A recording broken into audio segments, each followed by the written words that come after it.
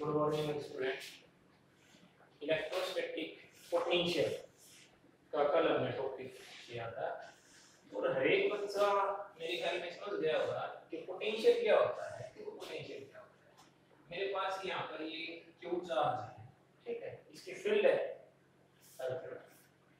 इसकी फील्ड में मैं इस पी पॉइंट पर पोटेंशियल पता करना चाह रहा हूँ। क्या पता करना चाह रहा हूँ कि पोटेंशियल कितना होगा पी पॉइंट पे। मेरे पास पोटेंशियल कितना होना चाहिए इस पॉइंट चार्ज क्यू से, क्लियर है। तो हमने कल बात की थी, हर एक बच्चा समझ भी गया होगा अच्छी तरह से, कि है ना एक यूनिट चार्ज कितने को 1 यूनिट चार्ज कहां से लेके आना है, इनफिनिटी से, और इस गिवन पॉइंट पर लाने के लिए जितना वर्क डन करना पड़ेगा वही आपका क्या होने वाला है, पोटेंशियल। आपकी बात समझ में आई नहीं भाई? एक यूनिट पॉजिटिव चार्ज को इनफिनिटी से इस गिवन पॉइंट जिस पर पोटेंशियल पूछ रहा है, electric potential due to a point charge, ये पॉइंट चार्ज, कितना आपको वर्क डन करना पड़ेगा, वो वर्क डन नहीं क्या होगा, इलेक्ट्रिक पोटेंशियल। क्लियर है। एक सेकंड के लिए अगर ये चार्ज ही ना हो तो कोई भी चार्ज नहीं है यहाँ, और कोई पूछे कि बताओ पी पॉइंट पे पोटेंशियल कितना होगा, तो पी पॉइंट पे पोटेंशियल कितना होगा, 0। क्यों? क्योंकि वर्क डन ही नहीं करना पड़ेगा। क्यों नहीं करना पड़ेगा? क्योंकि है ना, जब आप चार्ज लेके आ रहे हो तो कोई डिपेंड करने वाला ही नहीं है आपके चार्ज को। मेरी बात समझ आई नहीं? आप देखो चीजों को उठाने में वर्क डन इसीलिए तो करना पड़ रहा है। अगर तुम वो नीचे खींच रही हो, तुम किधर खींच रही है, नीचे हमें वर्क डन करना है। अगर अर्थ की ग्रेविटेशनल फोर्स खत्म हो जाए, अर्थ नीचे खींचना छोड़ दे चीजों को, तो क्या ऊपर उठाने वर्क डन करना पड़ेगा? बिल्कुल भी नहीं करना पड़ेगा। अपने आप ही चीजें क्या उठ जाएंगी, ऊपर उठ जाएंगी। आपके बात समझ में आएगी? तो अगर चार्ज ही नहीं है तो पोटेंशियल 0 होगा, तो वर्क डन नहीं करना पड़ेगा, वर्क डन नहीं करता है। अब अपना टॉपिक क्या है? अपना topic electric potential due to a point charge. देखो फिजिक्स में ये है, आप एक चीज सीख लो, अभी ये अपने आप आपको आ जाए। अब आपने कल ये पोटेंशियल का फार्मूला सीख लिया कि this is work done per unit charge, ठीक है। चार्ज को लेके आना है इनफिनिटी से गिवन पॉइंट। तो अब ये टॉपिक है electric potential due to a point charge. तो पहले तो पॉइंट चार्ज मान लो और फिर क्या निकाले, पोटेंशियल।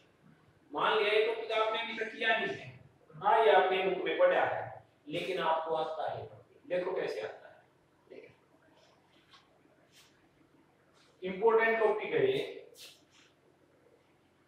क्या कह रहा है, electric potential due to a point charge. तो सबसे पहले तो पॉइंट चार्ज हम अज्यूम करें, let Q is a point charge placed at point O। वो पॉइंट पर Q एक पॉइंट चार्ज है जो कहां पर रखा है, O पर, ठीक है। हमने क्या निकालना है, इलेक्ट्रिक पोटेंशियल। तो P पॉइंट मान ले जहां पर आपने इलेक्ट्रिक पोटेंशियल निकालना है। डिस्टेंस ले लें P पॉइंट की यहां से R।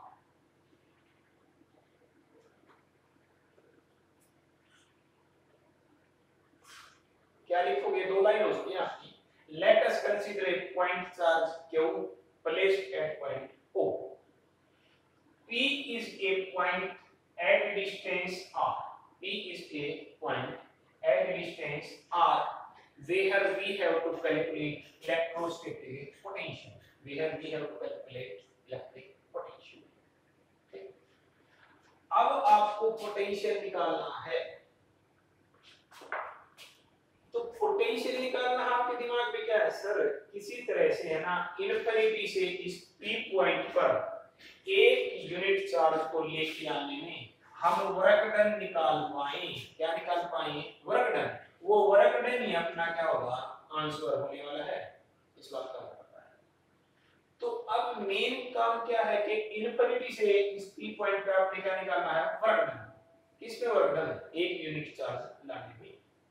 तो अब देखो पहली बात तो ये है कि इनफिनिटी से यहां लेके आना है तो इलेक्ट्रोस्टैटिक फोर्स कंजर्वेटिव होती है। कहने का मतलब ये हो गया, चाहे आप स्ट्रेट लाइन पाथ से ले आओ, चाहे ऐसे घुमा के ले आओ, पाथ पे तो डिपेंड करने वाला है ही नहीं। This is depend upon initial and final position. Initial is at infinity and final is at point P जहां पर पूछा है। तो let's consider straight line path. Infinity से लेके आ रहे हैं और कहां लेके आना है P पॉइंट, ठीक है।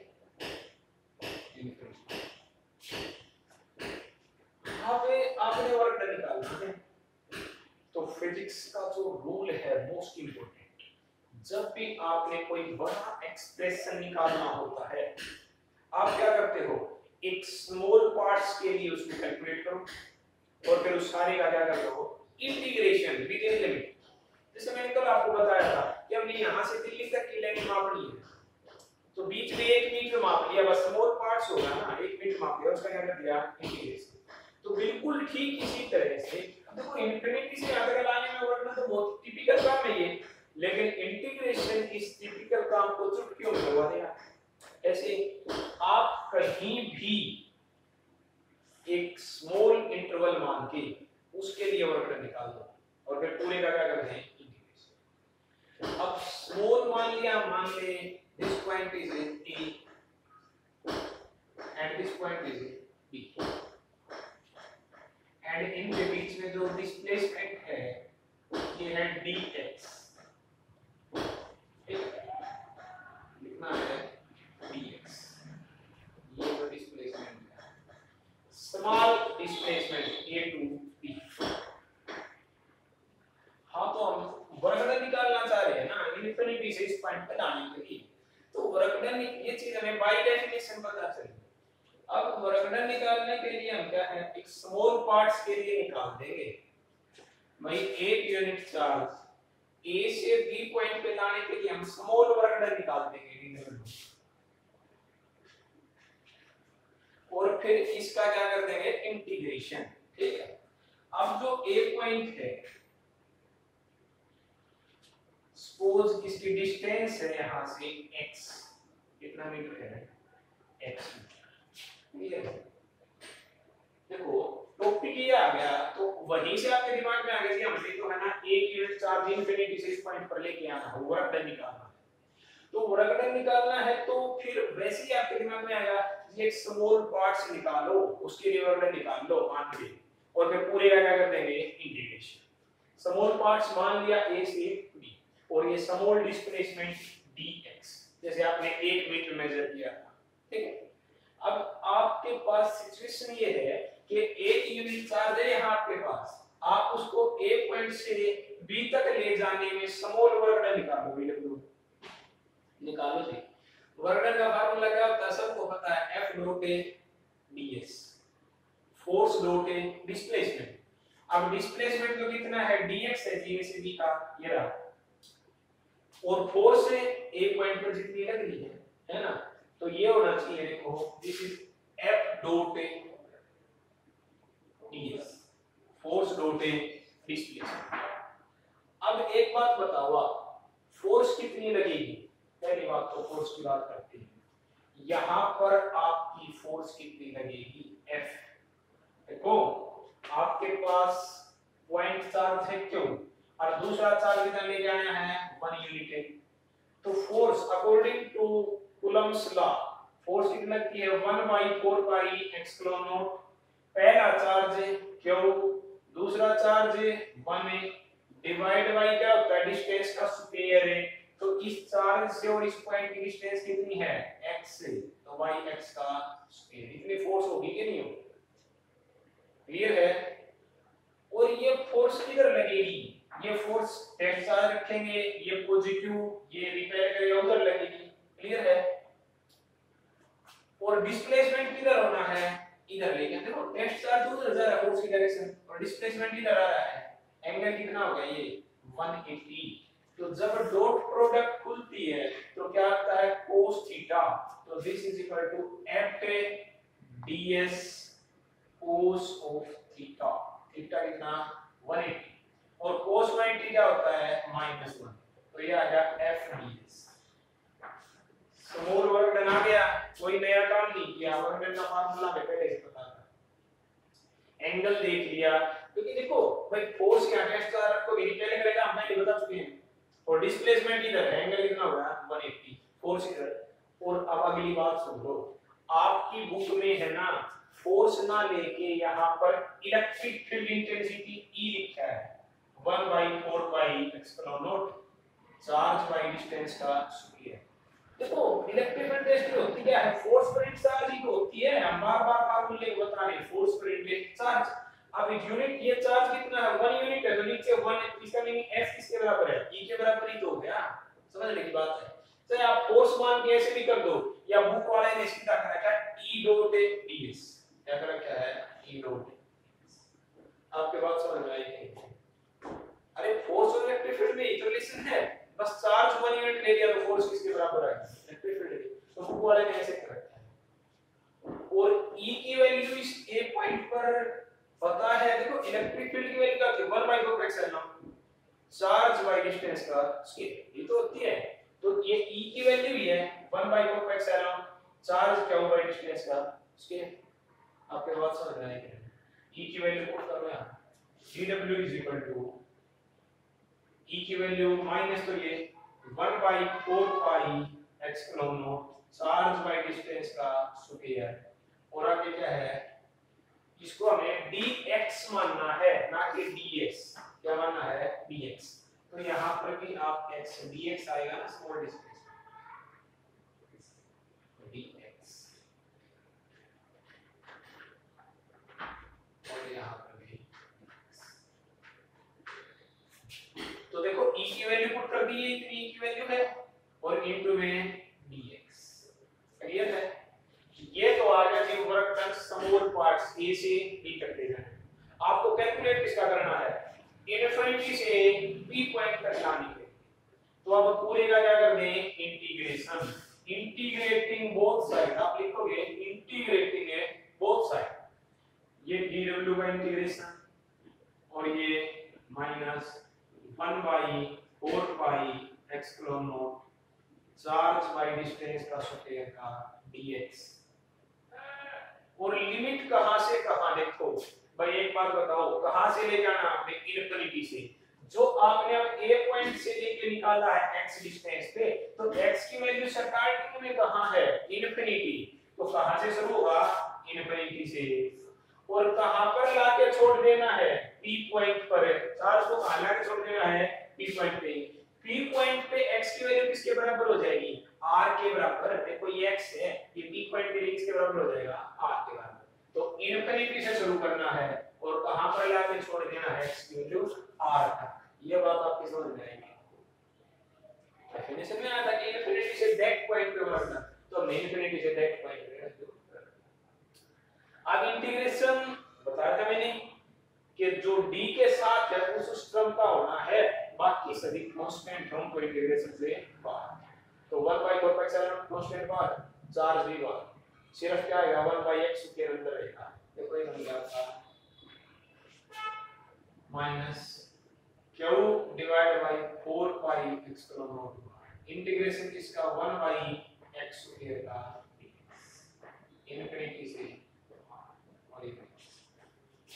बाय 1/x स्क्वायर का इंटीग्रेशन। कल मैंने आपको करवाया था ना, कितना आता है माइनस का 1/x। मैं 2 मिनट में करके दिखा देता। देखो ये कांस्टेंट, इसको छोड़ दो, हमने 1/x स्क्वायर का करना है, तो 1/x स्क्वायर का dx इनफिनिटी से r।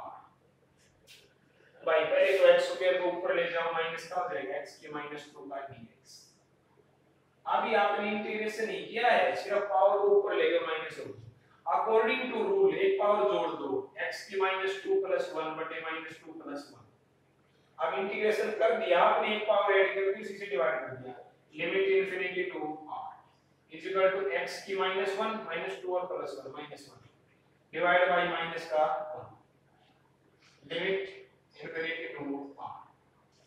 भाई नीचे -1 है तो इस माइनस को तो मैं आगे ले लूं, और नीचे 1 लिखने की जरूरत नहीं, x की -1 लिमिट इनफिनिटी टू r ये बात पुट करेंगे इज इक्वल टू माइनस का 1/x, ये पावर -1 थी, नीचे लेके +1 और प्लस दिखाने की जरूरत नहीं, इनफिनिटी टू r।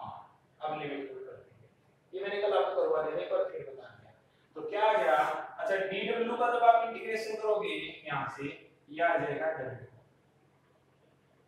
तो कितना आया माइनस का 1/x, तो इसका आंसर आएगा माइनस का 1/x, एक माइनस ये माइनस माइनस प्लस, और ये आ गया जी q divide by 4 pi x क्लोन और 1/x और limit infinity to r, minus minus plus हो चुका है, ये आपका कांस्टेंट डेंसिटीज और 1/x के इंटीग्रेशन माइनस का 1/x, लिमिट पुट करो, जिसका इंटीग्रेशन किया है q divide by 4 pi x क्लोन नॉट, ये एज इट इज, पहले अपर लिमिट इसका किया है x का, जहां भी x है वहां अपर लिमिट रख दो, तो x की जगह r आ गया तो 1/r, और माइनस का साइन लगा के लोअर लिमिट पुट कर दो, x की जगह इंफिनिटी 1/इंफिनिटी, और 1/इंफिनिटी क्या होता है 0, तो ये तो 0 हो गया, वर्क डन आ गया आपका q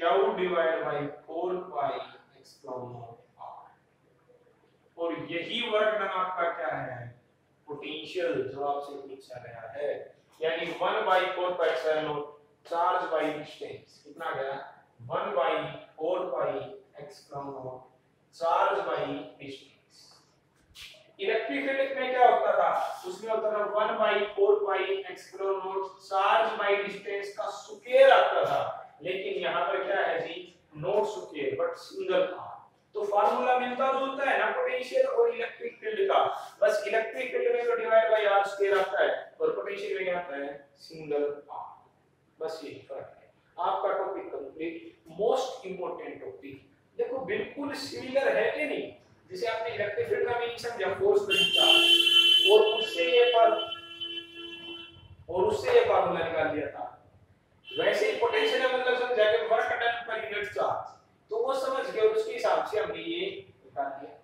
फिजिक्स बहुत इजी है, बस अपने दिमाग में एक बार कांसेप्ट डाल लो और स्टेप टू स्टेप जो आपको आता है उसका पीछा करते हुए फाइनल पे पहुंच जाओ। अब आपका टॉपिक आ गया electric potential due two point charge, तो जैसे ही टॉपिक आपके दिमाग में क्या आ गया जी इनफिनिटी से एक यूनिट चार्ज को गिवन पॉइंट पर लाने में जितना वर्क डन करना पड़ेगा वो पोटेंशियल होगा, सही है।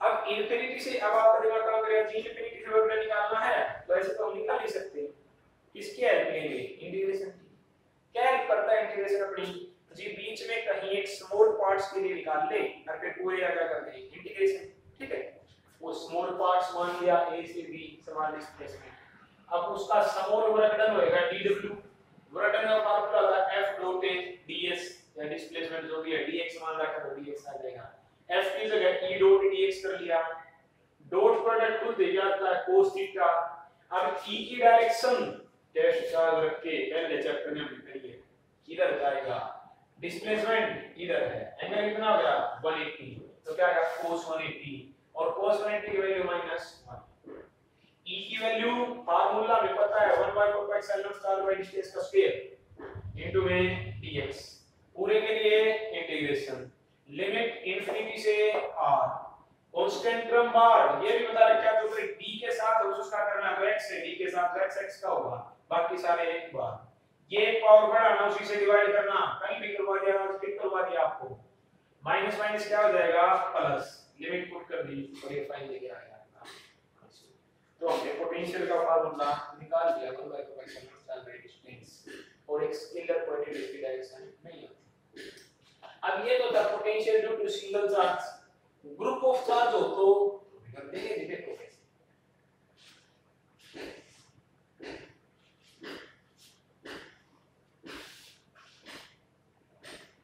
अगला टॉपिक है potential due to group of charge. भाई मेरे पास ये q1 चार्ज है और p पॉइंट पे मेरे पोटेंशियल निकालना है, इसकी डिस्टेंस r1, तो v1 क्या हो जाएगा 1/4 pi epsilon naught, charge q1 है और बटे डिस्टेंस है r1, क्लियर है।